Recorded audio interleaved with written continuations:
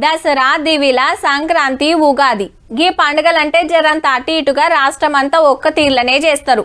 కొత్త బట్టలు కట్టుకునుడు, పిండొంటలు చేసుడు, తినుడు, తాగుడు మామూలే.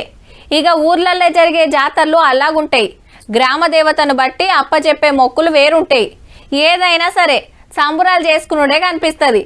కానీ గీడ మొత్తం రివర్స్ ఉన్నదుల్లా.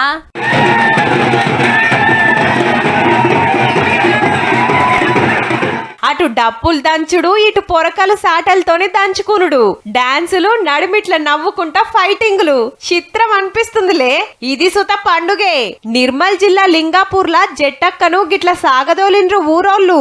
జట్టక్కని ఊళ్ళో పొలిమేరల నుంచి బయటకు పంపిస్తే లక్ష్మీదేవి ప్రతి ఇంట్లో కొలువై ఉంటుందని మేము నమ్మకంతో, అంటే ఊర్లున్న దరిద్ర దేవత నెల్లగొట్టి లచ్చిందేవిని పిలుస్తున్నారు. ఇంట్లున్న పాత చీపుర్లు, సాటలు, పాత బట్టలన్నీ ఊరవతల పడేసి ఆడనే తానాలు చేసి మళ్ళా ఇంటి బాట పట్టిర్రన్నట్టు. ఊర్లా అందరు మంచిగుండాలి, పాడి పంటలు మంచిగా వండాలని పతేడు చేస్తుంటారు. సంక్రాంతికి భోగి మంటల్లా పాత వస్తువులు పడేస్తుంటాం కదా, ఇది సుత గట్లనే అన్నట్టు. ఎవ్వరి ఆచారాలు ఆల్లై మరి.